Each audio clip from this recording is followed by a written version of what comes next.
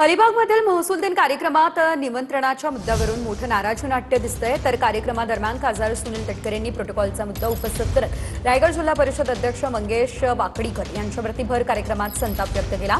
यानंतर महसूल मंत्री चंद्रशेखर बावनकुळे यांनी मंचावरून दिलगिरी व्यक्त करत माफीही मागितली।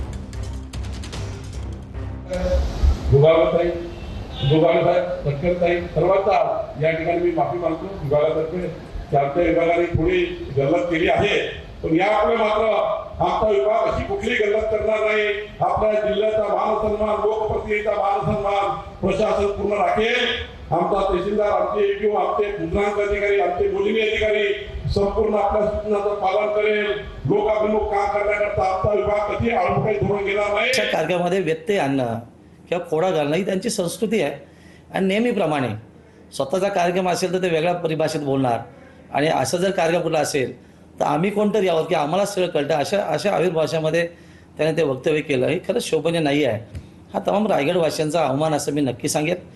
तटकरेला ते खरंच शोभनीय अजिबात नाही आहे, परंतु तटकरे फॅमिलीचा एक तो गुणधर्म आहे की कुठल्याही चांगल्या कामामध्ये व्यत्यय आणून लोकांना कमी लेखणं हा त्यांचा गुणधर्म आहे आणि मग त्यांचा तो कसा फायदा करता येईल या संदर्भातील रणनीती त्यांनी त्या मंचावर तयार केली।